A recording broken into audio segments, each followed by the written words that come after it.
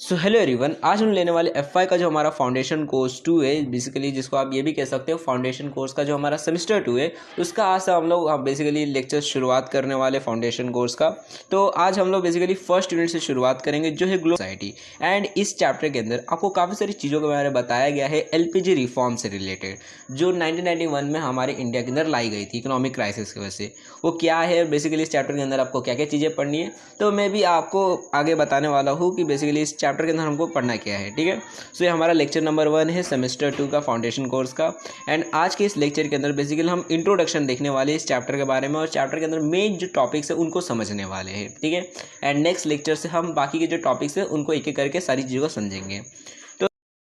सो देखो, सबसे पहले हम लोग सिलेबस के बारे में बात कर लेते हैं कि आपको फाउंडेशन कोर्स का जो हमारा सेमेस्टर 2 है उसके अंदर आखिर आपको कौन से टॉपिक्स पढ़ने हैं। ठीक है, तो टोटल 5 यूनिट है आपके सिलेबस के अंदर। सबसे पहला जो यूनिट है वो है ग्लोबलाइजेशन एंड इंडियन सोसाइटी, जिसके अंदर आपको बताया गया है कि किस तरह से हमने अपनी कंट्री के अंदर लिबरलाइजेशन, प्राइवेटाइजेशन और ग्लोबलाइजेशन एलपीजी जो पॉलिसी है, ये बेसिकली रिफॉर्म जो है 1991 में ये किस तरह से लाया था, इसके वजह से क्या क्या चेंजेस आए थे हमारी कंट्री के अंदर, वो सारी चीज़ों के बारे में बताया गया है इस फर्स्ट चैप्टर के अंदर मेनली। ठीक है, और मेनली इस चैप्टर का फोकस ये है ग्लोबलाइजेशन के ऊपर। ठीक है, तो ये सारी चीज़ें फर्स्ट चैप्टर के अंदर हम समझेंगे। उसके बाद सेकंड चैप्टर के अंदर ह्यूमन राइट्स के बारे में बताएगा, और इसके अंदर काफ़ी सारे कॉन्स्टिट्यूशन जो है हमारा कॉन्स्टिट्यूशन के काफ़ी सारे आर्टिकल्स लॉज के बारे में बताया गया है जो ह्यूमन राइट्स से रिलेटेड है, तो उनके बारे में सेकंड चैप्टर के अंदर समझाया गया है। उसके बाद थर्ड जो चैप्टर है वो इकोलॉजी के ऊपर है, बेसिकली इन्वायरमेंट से रिलेटेड चैप्टर है हमारा थर्ड यूनिट जो है। उसके बाद फोर्थ यूनिट जो है वो है understanding stress and conflict. Stress and conflict जो है, क्योंकि समाज के अंदर देखोगे अब हर एक आदमी को काफ़ी ज़्यादा देखोगे तो एक मेजर प्रॉब्लम बन चुका है स्ट्रेस का, तो उसके वजह से काफ़ी सारे कॉन्फ्लिक्ट्स भी होते रहते हैं, तो उनके बारे में बेसिकली ये मतलब फोर्थ यूनिट के अंदर बताया गया है। एंड फिफ्थ यूनिट के अंदर हम इस तरह से इसे मैनेज कर सकते हैं स्ट्रेस एंड कॉन्फ्लिक्ट को, तो बेसिकली उसके बारे में हमें फिफ्थ यूनिट के अंदर बताया गया है कि managing stress and conflict in contemporary society, कि हम अपनी सोसाइटी के अंदर मतलब इतनी ज़्यादा हौच पौच रहती है, तो किस तरह से हम अपने ये जो स्ट्रेस एंड कॉन्फ्लिक्ट है उसको मैनेज कर सकते हैं। तो अलग अलग चैप्टर्स के अंदर, अलग अलग यूनिट्स के अंदर हमको अलग अलग चीज़ें बताई गई है, समझाई गई है। तो एक एक करके हम सारे यूनिट्स को आने वाले वीडियोस के अंदर, आने वाले लेक्चर्स के अंदर समझेंगे। बट आज हम अपना फर्स्ट यूनिट शुरुआत करने वाले हैं जो है ग्लोबलाइजेशन एंड इंडियन सोसाइटी। अब देखो आज के लेक्चर में हम लोग क्या पढ़ने वाले हैं, तो देखो आज के लेक्चर के अंदर हम लोग टॉपिक्स को नहीं पढ़ेंगे, हम लोग ये समझेंगे कि बेसिकली ये जो एलपीजी रिफॉर्म आया था वो क्यों आया था, कैसे आया था, क्या हुआ था, ये सारी चीज़ें समझेंगे बेसिकली। एंड नेक्स्ट जो हमारा लेक्चर रहेगा वहाँ से हम अपने कंसेप्ट वाला जो फर्स्ट हमारा टॉपिक है, concept of liberalisation, privatisation and globalisation, उसको शुरुआत करेंगे। ठीक है, सो आज हम लोग बेसिकली इंट्रोडक्शन लेक्चर है, इसलिए हम सारी चीज़ों को जो भी हमारे चैप्टर के अंदर मेन टॉपिक्स बताए गए हैं उनको एकदम क्लियर भाषा में समझेंगे कि भैया इस चैप्टर के अंदर हमको, एंड ये समझेंगे कि ये बेसिकली एलपीजी रिफॉर्म क्या है और सारी जो इंपॉर्टेंट चीज़ें हैं वो समझेंगे। ठीक है, सो देखो सबसे पहले हम लोग ये समझ लेते हैं इस चैप्टर के अंदर आखिर आपको पढ़ना क्या क्या चीज़ें हैं।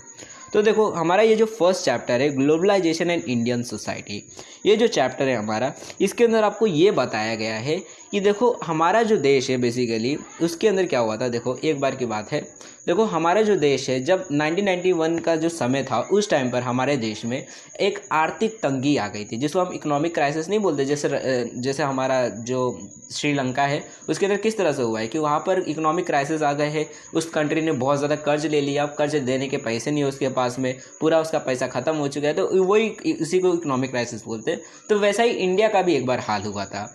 बेसिकली साल था 1991 का, उस टाइम पर हमारे जो कंट्री थी हमारे पास सिर्फ 15 दिन का ही पैसा बचा हुआ था, और वो जो इकोनॉमिक क्राइसिस थे उस टाइम पर, वैसे तो हमारे जो प्राइम मिनिस्टर थे वो थे पीवी नरसिम्हा राव, और हमारे जो फाइनेंस मिनिस्टर थे वो थे मनमोहन सिंह। ठीक है, तो बेसिकली ये जो दो लोग थे इन्होंने मिलकर एक बेसिकली हमारे देश को बचाया उस इकोनॉमिक क्राइसिस से, और जल्द ही किस तरह से मतलब एलपीजी रिफॉर्म लाकर हमारे देश को 2 ही सालों में वापस से हमारी इकोनॉमिक कंडीशन को ठीक कर दिया। ठीक है, तो उसी से रिलेटेड ये चैप्टर है हमारा कि आखिर वो एलपीजी रिफॉर्म क्या है, क्यों लाया गया था, ऐसा क्या हुआ था जिसकी वजह से हमारी इकोनॉमिक क्राइसिस आए थे, उनके वजह से क्या इम्पैक्ट है, मतलब उनको लाने के बाद ऐसा क्या चेंज आ गया, उनके लाने के समय में हमें क्या क्या चीज़ें करनी पड़ी थी, ये सारी चीज़ें बेसिकली हमको इस चैप्टर के अंदर बताया गया है कि ये जो एलपीजी रिफॉर्म है उनके बारे में आप कह सकते हो सारी चीज़ें बताई गई है इस पर्टिकुलर हमारे फर्स्ट यूनिट के अंदर। ठीक है, और मेन फोकस जो है वो ग्लोबलाइजेशन के ऊपर किया गया है।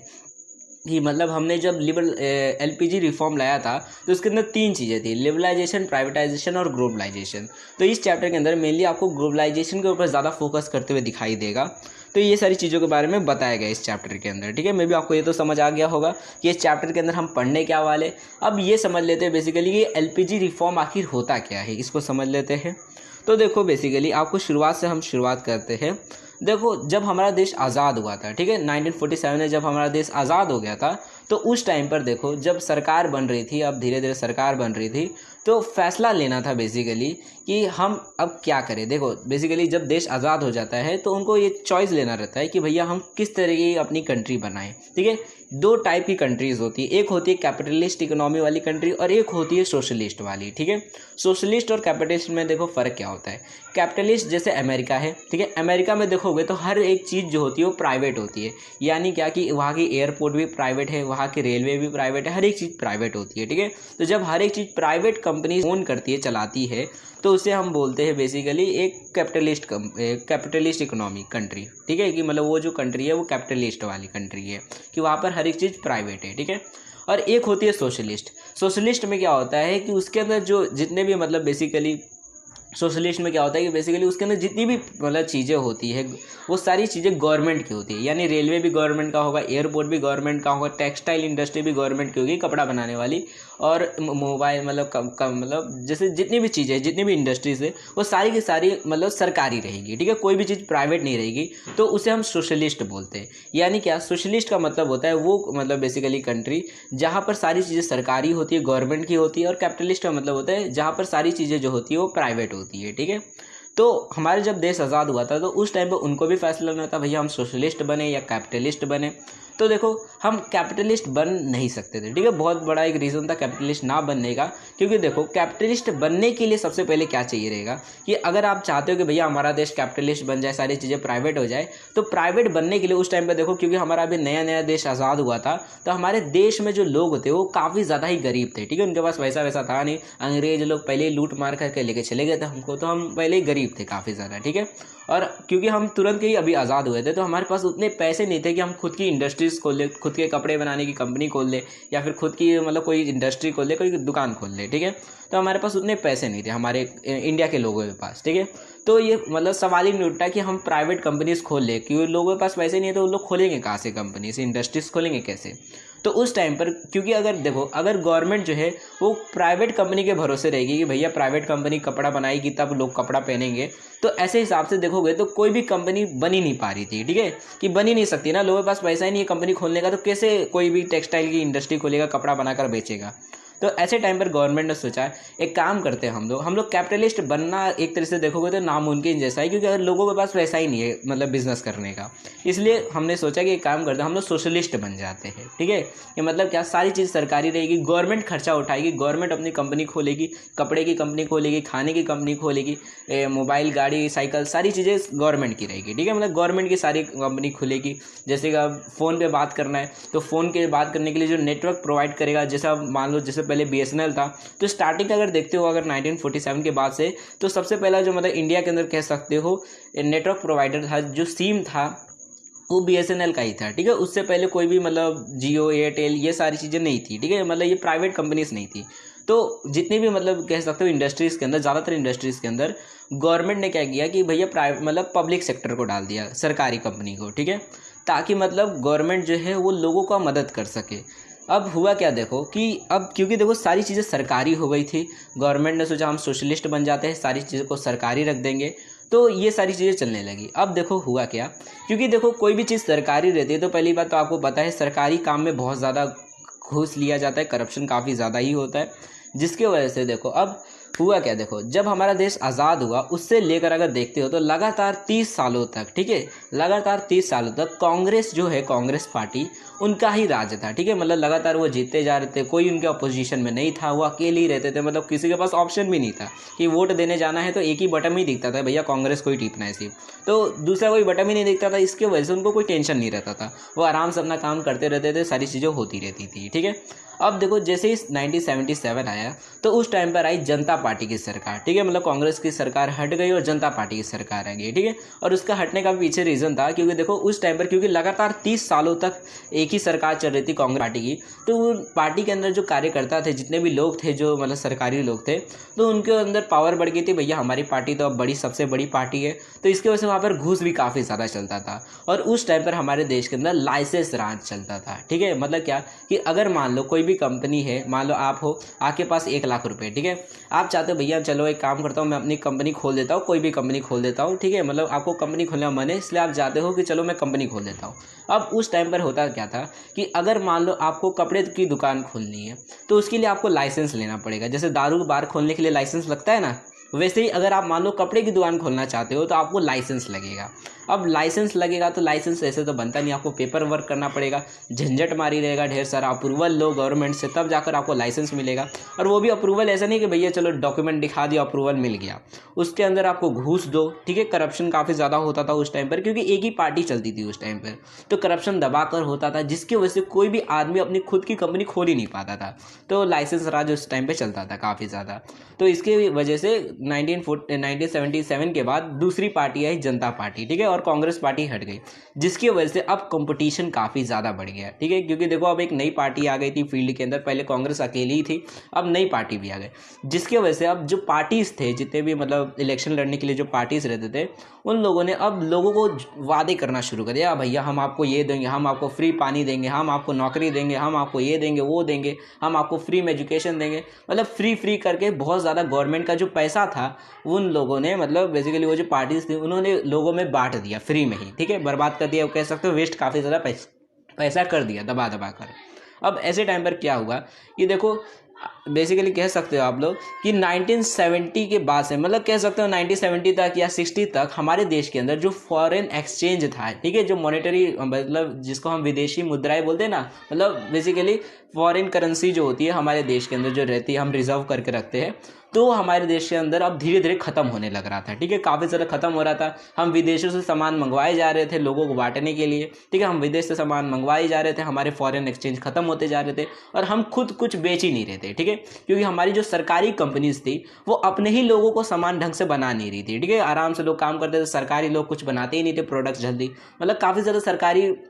जो कंपनीज थी वो घाटे में भी जा रही थी, ठीक है, लॉस में जा रही थी, क्योंकि वहाँ के जो कर्मचारी थे वो घूसखोर, मतलब मान लो सरकार से पैसा था तो 10 करोड़ रुपया ये काम करने के लिए, तो उसमें से 5 करोड़ गायब भी हो जाता था। तो काफ़ी ज़्यादा डिफिकल्टी चल रही थी, जितने भी कंपनीज थी सरकारी कंपनी ज़्यादातर जो है वो लॉस में ही चल रही थी, तो खुद के लोगों को तो भर ही नहीं रही थी पेट, तो बाहर देश में कहाँ से अपना सामान बेचेगी, ठीक है, तो एक्सपोर्ट हो नहीं रहा था, खाली इम्पोर्ट ही हो रहा था, जिसकी वजह से काफ़ी ज़्यादा जो है फॉरेन एक्सचेंज जो है कंट्री का वो बर्बाद होते जा रहा था, ठीक है। तो इसलिए 1973 में एक बेसिकली एक आर्टिकल कह सकते हो, एक एक्ट ला दिया गया कि भैया अब क्या होगा कि जो भी आदमी जो है अगर मान लो बाहर देश से कोई सामान मंगवाता है या फिर इंडिया से सामान को बाहर बेचता है तो उनको ये रूल्स एंड रेगुलेशंस को फॉलो करने पड़ेंगे। काफ़ी स्ट्रिक्ट रूल्स थे कि भैया आप इतना ही सामान बेच सकते हो या फिर इतना ही सामान मंगवा सकते हो, क्योंकि हमारे पास अब फॉरेन एक्सचेंज काफ़ी कम बचा था, ठीक है, तो मतलब काफ़ी कम पैसा बचा था। बेसिकली उस एक्ट का नाम था फॉरेन एक्सचेंज रेगुलेशन एक्ट 1973, ठीक है, तो लागू किया गया था 1973 में। उस टाइम पे हमारे देश की काफ़ी ज़्यादा ख़राब अब हालत होने लग गई थी, हमारे देश में फॉरेन एक्सचेंज जो है मतलब विदेशी मुद्राएं जो है वो काफ़ी ज़्यादा कम होने लग रही थी, जिसकी वजह से उसको संभाल कर खर्चा कर रहे थे लोग, ठीक है। अब साल आते गए, साल बीतते गए, करप्शन ढेर सारा बढ़ते जा रहा था सरकारों के बीच में, ठीक है, बहुत सारा करप्शन बढ़ रहा था, पैसे बर्बाद होते जा रहे थे, हमारे पास पैसे कम होते ही जा रहे थे। पूरी दुनिया कह सकते हो, पूरी दुनिया भी ये एस्टिमेट लगा रही थी कि भैया अब जल्दी ही इंडिया जो है वो वापस से डूबने वाला है, ठीक है, भिखारी की हालत होने वाली है। तो जैसे जैसे साल बीतते गए हमारे देश की और ज़्यादा जो है प्रॉब्लम बढ़ती गई, इकोनॉमिक क्राइसिस धीरे धीरे अब आने वाले थे। तो जब साल 1991 आया, ठीक है, साल जैसे ही 1991 आया, उस टाइम पर बेसिकली हमारे देश के अंदर जो प्राइम मिनिस्टर थे वो थे पीवी नरसिम्हा राव, ये भी कांग्रेस पार्टी के ही थे। तो बेसिकली राव जो थे उस टाइम पे प्राइम मिनिस्टर थे। अब जब साल 1991 आया तो हमारे देश के अंदर इकोनॉमिक क्राइसिस चालू हो गई, ठीक है। अब बेसिकली हुआ क्या कि देखो हमारे देश के अंदर क्योंकि पहले से ही देखो बहुत ज़्यादा पैसे हमारे पास कम थे, फॉरेन एक्सचेंज बहुत कम बचा था, तो साल 1991 आते आते हमारे देश के अंदर अब सिर्फ और सिर्फ 15 दिन के ही हमारे पास पैसे बचे हुए थे, मतलब 15 दिन का ही फॉरेन एक्सचेंज बचा था। उसके बाद हम कोई भी सामान नहीं खरीद सकते विदेश से, अब पेट्रोल खरीद नहीं सकते, हम कोई भी चीज़ नहीं खरीद सकते बाहर देश से, तो मतलब काफ़ी ज़्यादा अब डिफ़िकल्टी आ गई थी। तो 1991 में इकोनॉमिक क्राइसिस आ गए थे कि भैया 15 दिन के ही हमारे पास फॉरेन एक्सचेंज बचे हुए हैं। तो उस टाइम पर पीवी नरसिम्हा राव ने क्या किया कि देखो जो आरबीआई के जो एक्स ऑफिसर थे, मतलब बेसिकली रिटायर हो चुके थे ऑफिसर जो थे मनमोहन सिंह, उनको अपनी पार्टी में शामिल कर दिया। भैया हमारे कांग्रेस पार्टी में आ जाइए, आप बहुत ज़्यादा मतलब विद्वान आदमी हो, आप काफ़ी ज़्यादा पढ़े लिखे आदमी हो, आप हमारी पार्टी में आ जाइए, ठीक है, हम मिलजुल के काम करेंगे। तो मनमोहन सिंह जो थे वो कांग्रेस पार्टी में आ गए, ठीक है। उस टाइम पर उनको पोस्ट जो थी, मतलब 1991 में उनकी जो पोस्ट थी वो फाइनेंस मिनिस्टर की पोस्ट थी उनके पास, ठीक है, कि मतलब देश की फाइनेंस को उनको संभालने के लिए दिया गया था कि भैया अब आपका हाथ में देश की कमांड है, आप संभालो देश को, और ये जो डूबने वाला है हमारा देश 15 दिनों बाद, इसको किसी भी तरह से बचा लो, ठीक है। तो हमारे जो मनमोहन सिंह थे, हमारे देश के जो फाइनेंस मिनिस्टर थे उस टाइम पर, उन्होंने क्या किया देखो उन्होंने बेसिकली क्या किया कि आईएमएफ के पास पहली बात तो हम लोग लोन लेने गए। देखो अगर कोई भी देश जो रहता है, अगर उसे लोन चाहिए रहता है, ठीक है, तो 2 तरीके से लोन मिलता है। देखो अगर मान लो कोई देश है, जैसे अब जापान है, इंडिया ही है, मान लो हम कोई लोन लेने जाना है तो 2 तरीके से लोन मिलता है। एक होता है वर्ल्ड बैंक का लोन और एक होता है आईएमएफ का लोन, ठीक है। वर्ल्ड बैंक जो होता है वो आपको लोन देता है विकास करने के लिए, ठीक है। मान लो आपको मेट्रो बनवानी है, विकास करना अपने देश के अंदर, तो उसके लिए वो लोन देता है, जिसका इंटरेस्ट चार्ज बहुत ज़्यादा कम होता है, ठीक है। और आईएमएफ जो होता है वो आपको लोन देता है जब आपके देश के अंदर कोई भी इकोनॉमिक क्राइसिस चल रहे थे, यानी जब आपके बुरे दिन चल रहे थे, तब आपकी मदद करने के लिए आईएमएफ आता है, आपको पैसे देता है, लेकिन उसके साथ ही में वो इंटरेस्ट भी काफ़ी ज़्यादा हाई चार्ज करते हैं। मतलब बेसिकली कह सकते हो आपकी मुश्किल में मज़ा लेने आता है वो आपका, तो उस टाइम पे आईएमएफ आता है, ठीक है। तो क्योंकि हमारे देश की इकोनॉमिक क्राइसिस चल रहे थे, वर्ल्ड बैंक हमको लोन देगा नहीं, ठीक है, क्योंकि वो तो विकास के लिए देता है। तो ऐसे टाइम पर हमारे पास एक ही ऑप्शन था, आईएमएफ के पास जाए और वो लोन दे, ठीक है। आईएमएफ का मतलब होता है इंटरनेशनल मॉनेटरी फंड, ठीक है। ये जो आईएमएफ है बेसिकली इसके अंदर जो अमेरिका, ब्रिटेन, जापान, इटली, मतलब बेसिकली ये सारे जो देश है, यूरोप के जो कंट्री के जो देश है, उनका पैसा लगा हुआ रहता है आईएमएफ के अंदर, ठीक है। उन लोग लगाए रहते हैं उसके अंदर पैसा, और वही लोगों को बांट देता है, ठीक है, मतलब लोन दे देता है किसी को भी, ठीक है। तो अब हुआ क्या देखो कि अब आईएमएफ के पास हमने लोन लेने के लिए हम लोग गए कि भैया चलो लोन दे दो हमको, हमें बहुत ज़्यादा ज़रूरत है, ठीक है। तो जब हम आईएमएफ के पास लोन लेने गए तो पहली बात तो देखो आईएमएफ डायरेक्टली लोन देता नहीं है, ठीक है, कुछ गिरवी रखना तो पड़ेगा ही, ठीक है। जैसे रहता है ना, अगर मान लो आपको मतलब कुछ भी लोन वोन लेना रहता है तो नहीं हम सोना गिरवी रख देते, तो वैसे ही इंडिया ने भी किया। इंडिया ने काफ़ी ज़्यादा टन सोना जो है वो आईएमएफ के पास गिरवी रख दिया। आईएमएफ के पास बोल सकते हो इस तरह से कि कुछ सोना ब्रिटेन में, कुछ सोना स्विट्ज़रलैंड में गिरवी रखा गया था, ठीक है, उनके बैंकों में गिरवी रख दिया गया था। बाद में हमने वो वापस भी ले लिया था। तो बेसिकली देखो हमने गिरवी रख दिया, ठीक है, आईएमएफ के पास में। अब देखो आईएमएफ जो होता है वो लोन डायरेक्टली नहीं देता है, ठीक है। आईएमएफ कुछ कंडीशन रख देता है कि भैया आपको ये सारी नियम कानून मानने पड़ेंगे, हमारे ये मतलब रूल्स है, हमारे ये शर्तें हैं जिसको आपको माननी पड़ेगी, और अगर आप मानते हो तब हम आपको लोन देंगे, ठीक है। तो आईएमएफ जो है उन्होंने काफ़ी सारे मतलब ऐसे शर्तें रखी थी, जिनमें से कुछ ऐसे शर्तें थी कि भैया अब आप जो है इंपोर्ट ड्यूटी बहुत ज़्यादा लेते हो, ठीक है। मतलब 1991 से पहले देखोगे तो इंपोर्ट ड्यूटी जो थी, अगर मान लो आप विदेश से कोई सामान मंगवाते हो इंडिया के अंदर तो 150% था, ठीक है, कि अगर मान लो कोई विदेश से कोई सामान मंगवाता है तो उसे मतलब मान लो 100 रुपये की चीज़ है तो उसे 250 रुपये में इंडिया में बेचना पड़ेगा। मतलब 100 रुपये की चीज़ रहती थी, उसमें 150 रुपये टैक्स लग जाता था, तो उस चीज़ की 150 रुपये 250 रुपये प्राइस बढ़ जाती थी, ठीक है, 150 रुपये एक्स्ट्रा लग जाता था उसके ऊपर, तो 150% टैक्स लगता था। तो आईएमएफ ने बोला पहली बात तो इसको कम करो, कस्टम ड्यूटी बहुत ज़्यादा तुम लेते हो, उसको कम करो, ठीक है। दूसरी बात ये बोली आईएमएफ ने कि आपकी जो रुपीज़ की जो प्राइस है, ठीक है, उस टाइम पर 1991 में बेसिकली उस टाइम पर हमारा जो रुपीज़ की जो प्राइस थी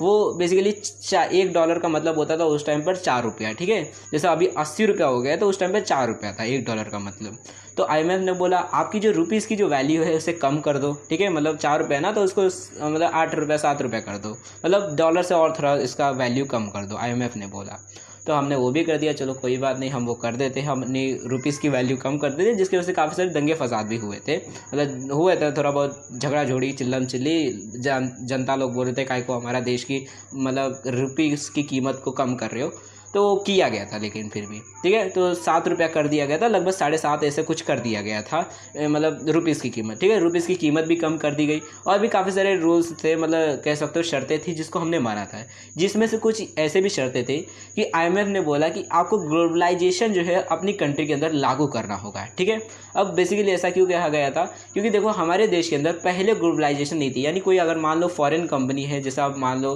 अमेरिका की गूगल है या फिर एप्पल है या फिर फिर कोको कोला पेप्सी कंपनी है, तो ये सारी जो कंपनीज थी वो इंडिया के अंदर अपना ब्रांच नहीं खोल सकती थी। ठीक है, अगर मान लो कोई इंडिया से कोई सामान मंगवाता है वो अलग बात होती है, 150% टैक्स भर दो, कस्टम ड्यूटी और आ सकता है, लेकिन कोई भी कंपनी जो है उनका ब्रांच नहीं था इंडिया के अंदर। तो इसलिए IMF ने बोला एक काम करो, आप अपने देश के अंदर ग्लोबलाइजेशन कर दो। ठीक है, कि मतलब जितने भी विदेश की जो कंपनीज है वो आपके देश में आ सकेंगी। और बेसिकली इसमें अमेरिका का भी काफ़ी ज़्यादा फायदा था कि उसके ज़्यादातर कंपनीज देखोगे तो इंडिया में आ गई थी उस टाइम पर। ठीक है, जैसे गूगल हो गया, एप्पल हो गया, मैकडोनल्ड हो गया, पेप्सी, कोको कोला, ये सारी जो कंपनी थी वो उस टाइम पर आ गई थी हमारे देश के अंदर। ठीक है, तो फिर IMF ने बोला हमको कि भैया तुमको अपने देश के अंदर ग्लोबलाइजेशन लागू करनी होगी। अब देखो, क्योंकि हमारे इंडिया के अंदर देखोगे तो हमने खुद तो पहली बात तो हमारा देश सोशलिस्ट था, हम तो प्राइवेटाइज ये ही नहीं थे, तो ग्लोबलाइजेशन कहाँ से करेंगे। तो इसलिए फिर IMF जो है उसने बोला कि आपको अपने देश के अंदर LPG रिफॉर्म को लाना होगा। मतलब आपके देश के अंदर आपको बेसिकली प्राइवेटाइजेशन भी करना होगा, ग्लोबलाइजेशन भी करना होगा, यानी कि बाहर की जो कंट्रीज़ की जो बिजनेस कंपनीज़ है उनको भी अपने देश के अंदर आने देना होगा, और अपने देश की जो मतलब प्राइवेट कंपनीज है उनको भी आगे आने देना होगा। और उनके साथ आप लिबरलाइजेशन करोगे, यानी लिबरल रहोगे, उनको आज़ादी दोगे कि भैया आपको जिस तरह से बिजनेस करना आप करो, उनके साथ आप छेड़छाड़ नहीं करोगे, उनको जिस तरह से बिजनेस करने का मन रहेगा वो करेंगे, आपको कोई भी उनके साथ रोक टोक नहीं करनी है। ठीक है, तो ये इस तरह से शर्तें रख दी गई थी। अब इंडिया ने उन शर्तों को मान भी लिया कि ठीक है हम LPG रिफॉर्म को ला देंगे, बट इंडिया ने भी कुछ कंडीशंस रख दी कि भैया ये कंडीशन रहेंगी, हम अपने LPG रिफॉर्म के अंदर ये रखेंगे कि भैया हमारे देश के अंदर अगर मान लो कोई विदेशी कंपनी आती है तो उसे को ये चीज़ें को मानना होगा, रूल्स को फॉलो करना होगा। ठीक है, तो काफ़ी ज़्यादा मेहनत करने के बाद मनमोहन सिंह ने एक अच्छा सा मतलब बेसिकली रिपोर्ट बनाया कि भैया इस तरह से हमारा LPG रिफॉर्म रहेगा जिसकी वजह से देश का फ़ायदा हो। ठीक है, देश का फ़ायदा रहे, उसी में भलाई रहे, तो इसलिए उन्होंने एक अच्छा खासा LPG रिफॉर्म से रिलेटेड मतलब काफ़ी ज़्यादा मेहनत करने के बाद बजट बनाया, मतलब सारी चीज़ें बनाई कि भैया किस तरह का हमारे देश के अंदर ये हम रिफॉर्म को लाएंगे। ठीक है,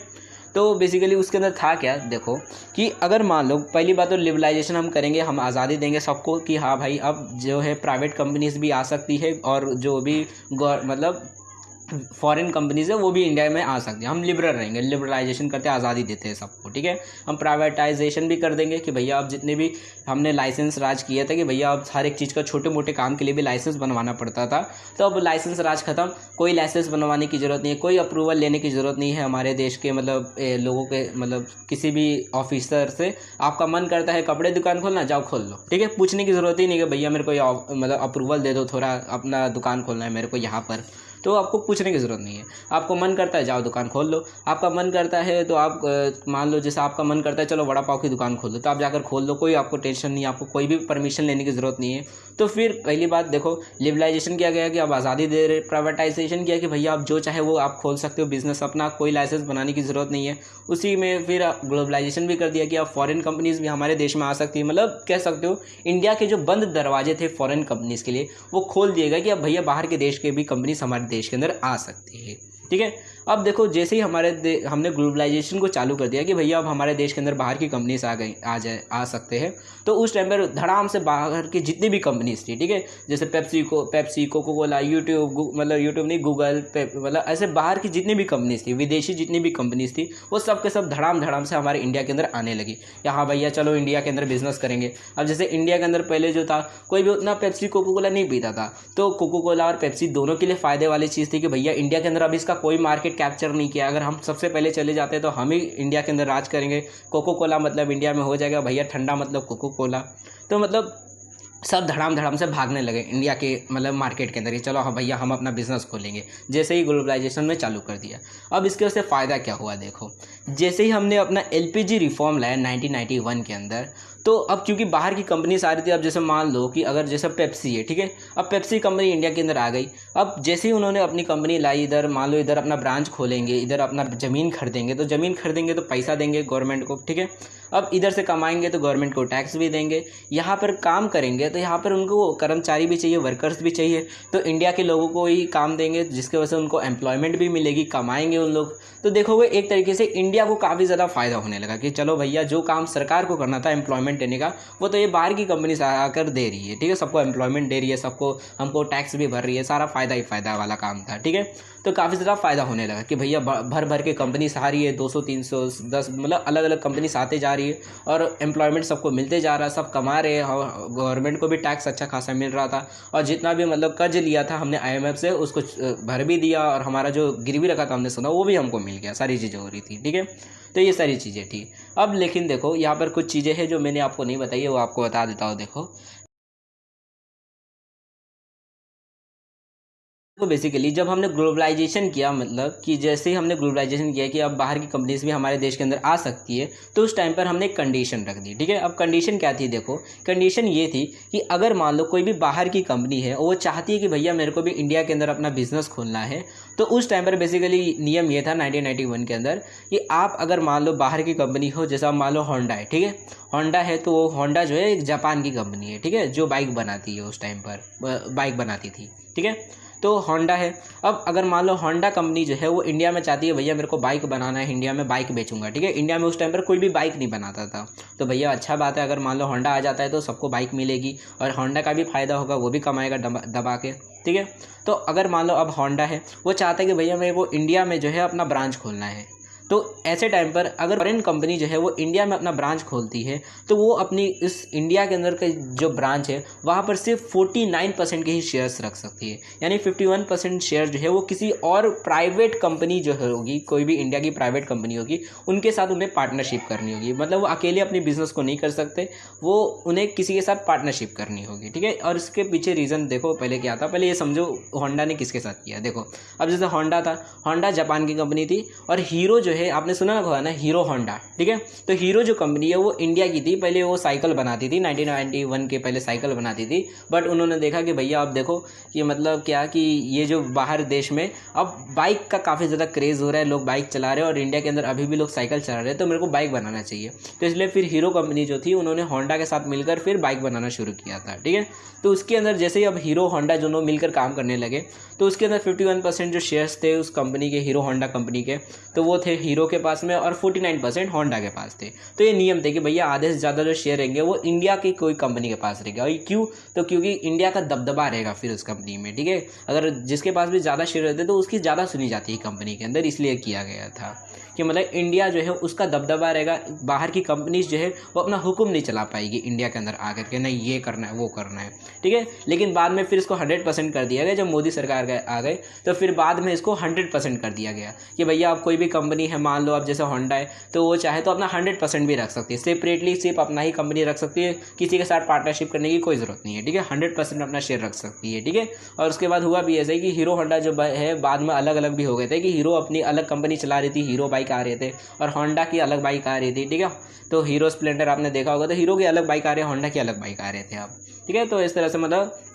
बाद में कर दिया गया। अब इससे फ़ायदा भी हो रहा था। अब देखो ये सारी चीज़ें तो हो रही थी, गवर्नमेंट अच्छा खासा कमा रही थी, लेकिन अभी भी गवर्नमेंट के ऊपर एक बोझ था, ठीक है। मतलब गवर्नमेंट के ऊपर कह सकते हो काफ़ी ज़्यादा प्रॉब्लम वाली चीज़ थी, जो थी सरकारी कंपनीज, ठीक है। जितने भी PSUs थे, यानी जो भी पब्लिक सेक्टर यूनिट्स थे, जैसे कि अब BSNL लगे, जितने भी मतलब सरकारी कंपनीज थी, वो काफ़ी ज़्यादा बेकार चल रही थी, क्योंकि देखो ज़्यादातर जो कंपनीज थी वो घाटे में ही चल रही थी, लॉस में ही चल रही थी। इसलिए गवर्नमेंट ने सोचा एक काम करते, प्राइवेटाइजेशन चालू कर ही दिया, लागू कर ही दिया, तो काम करते इन कंपनीज को हम प्राइवेट कर देते हैं, जो सरकारी कंपनीज है इनको बेच देते हैं किसी प्राइवेट आदमी को और उसको सरकारी से प्राइवेट कर देते हैं, ठीक है। जैसे अभी आपने सुना होगा करेंटली में किस तरह से रेलवे को प्राइवेट किया जा रहा है, तो वैसे ही जितने भी सरकारी कंपनीज थे उनको प्राइवेट किया जा रहा था, मतलब प्राइवेट लोगों को बेच दिया जा रहा था। जैसे BSNL है, ठीक है, आपने सुना होगा, मे भी नहीं सुना होगा, ज़्यादातर लोगों ने BSNL खाली सुना है कि BSNL के सिम आपने जाने होंगे कि भैया ये सिम आता है जियो एयरटेल की तरह BSNL वाला, ठीक है। एक होता है VSNL, ठीक है। VSNL जो होता है बेसिकली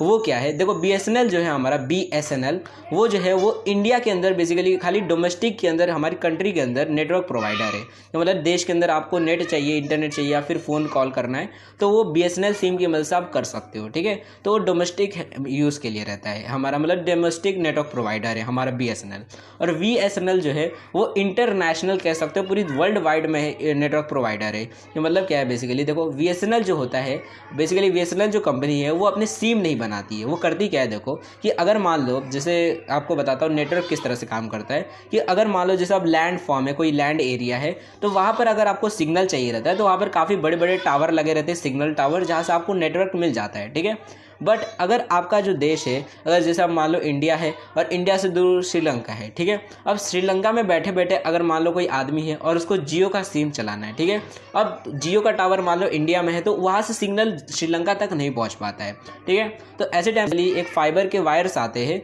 जो लगाए जाते हैं, काफ़ी मोटे मोटे रहते हैं, जो मतलब ऐसी कंपनीज लगाती है, टेलीकॉम कंपनीज लगाती है। तो वो जो वायर्स रहते हैं वो उस टाइम पर नेटवर्क प्रोवाइड करते हैं, क्योंकि उस टाइम पर जो टावर्स रहते हैं वो नेटवर्क नहीं प्रोवाइड कर पाते हैं, ठीक है। तो ये जो VSNL कंपनी है ये वही काम करती है, ये वायर्स जो रहते हैं फाइबर्स के वो बिछाने का काम करती है, नेटवर्क प्रोवाइड करती है पूरे वर्ल्ड वाइड के अंदर, ठीक है। और बाद में ये जो VSNL कंपनी है इसको बेच दिया गया एक प्राइवेट कंपनी को, और बाद में इसका नाम हो गया टाटा कम्युनिकेशन, ठीक है, जो कि पूरे दुनिया में अभी मतलब बेसिकली नेटवर्क प्रोवाइडर है, नेटवर्क प्रोवाइड करती है, ठीक है। खुद का सिम नहीं बनाती है, बस ये नेटवर्क प्रोवाइड करने का काम करते हैं। जियो एयरटेल जो रहते हैं इनके मतलब बेसिकली जो फाइबर के वायर्स हैं उनकी मदद से नेटवर्क देते हैं लोगों को। तो बेसिकली यही किया फिर गवर्नमेंट ने, कि उनकी काफ़ी सारी जो कंपनीज थी, जैसे ONC है, मतलब oil and natural gas corporation limited, तो ये जो कंपनीज थी उनकी, इनको भी इन्होंने बेच दिया। Steel authority of India limited, इसको भी मतलब सरकारी से प्राइवेट कर दिया गया था। ऐसे काफ़ी सारी कंपनीज थी जिनको सरकारी से प्राइवेट कर दिया गया, ठीक है, प्राइवेटाइजेशन के तहत। तो ये सारी चीज़ें हुई थी हमारे LPG रिफॉर्म के अंदर। मे भी आपको सारी चीज़ें समझ आ गई होगी किस तरह से LPG रिफॉर्म जो है 1991 में लागू किया गया था और क्यों किया गया था, ठीक है। अब देखो बेसिकली अब हमारा जो नेक्स्ट लेक्चर है उसके अंदर बेसिकली हम पढ़ने क्या वाले, तो आपको ये बता देता हूँ। देखो यहाँ तक तो आपने इंट्रोडक्शन देख लिया कि भैया LPG रिफॉर्म के बारे में आपने सारी चीज़ें समझ ली। अब नेक्स्ट लेक्चर के अंदर हम उसके कंसेप्ट के बारे में समझेंगे सेपरेटली, एक एक करके लिबरलाइजेशन, प्राइवेटाइजेशन और ग्लोबलाइजेशन के बारे में समझेंगे और उनके क्या क्या इंपैक्ट पड़ते हैं। और आने वाले लेक्चर्स के अंदर हम पूरी जितने भी टॉपिक्स है इस यूनिट के अंदर उन चीज़ों को समझेंगे। तो अगर आपको नेक्स्ट लेक्चर देखना है तो चैनल को सब्सक्राइब कर दो और वीडियो को शेयर कर दो अपने दोस्तों के साथ में भी, ताकि जैसे ही नेक्स्ट लेक्चर जो है हमारे चैनल पे अपलोड हो जाएगा उसकी भी आपको नोटिफिकेशन मिल जाएगी और उन वीडियोस को भी आप देख सकोगे। देखो एक अनाउंसमेंट करनी थी बेसिकली कि देखो अब हमारे channel Excel Brain Degree Study जो है उसका हमने बेसिकली एक इंस्टाग्राम अकाउंट भी बना दिया है। तो वहाँ पर जाकर आप बेसिकली जो भी आपके लॉन्ग क्वेश्चंस रहते हैं, अगर मान लो कोई बड़ा डाउट रहता है जो आपको नहीं समझ आया है लेक्चर के अंदर, तो आप वहाँ पर पूछ सकते हो, या फिर फ्यूचर की जितने भी वीडियोस है उससे रिलेटेड अगर आपको कोई डाउट रहेगा तो आप इंस्टाग्राम पे जाकर पर्सनली जाकर वहाँ पे पूछ सकते हो, मैं आपको तुरंत जवाब दे दूंगा उस इंस्टाग्राम के अंदर। तो लिंक इन डिस्क्रिप्शन है, वहाँ से जाकर आप इंस्टाग्राम पे फॉलो कर सकते हो। एंड देखो टेलीग्राम जो हमारा है उसका भी लिंक हमने दिया है डिस्क्रिप्शन के अंदर, तो वहाँ से टेलीग्राम को भी ज्वाइन कर देना, क्योंकि जैसे ये लेक्चर खत्म हो जाएगा तो इसकी जो PDF है लेक्चर की वो टेलीग्राम पर अपलोड हो जाएगी, और आने वाले जितने भी हमारे लेक्चर्स है उनकी जो PDFs होंगी वो टेलीग्राम पर ही अपलोड होने वाली है। और अगर आपको PDF उनके चाहिए वीडियोज़ के तो आप चाहे तो टेलीग्राम को ज्वाइन करके वहाँ से PDFs को डाउनलोड कर सकते हो। ओके, सो मे बी आपको सारी चीज़ें समझ आ गई होगी। अब देखो अगर आप वीडियो को लेट देख रहे हो तब टेंशन मत लो, यहाँ पर नेक्स्ट इसकी वीडियो आ गई होगी, यहाँ से जाकर आप चेकआउट कर सकते हो। So thanks for watching my video, हम अपने नेक्स्ट वीडियो में मिलेंगे।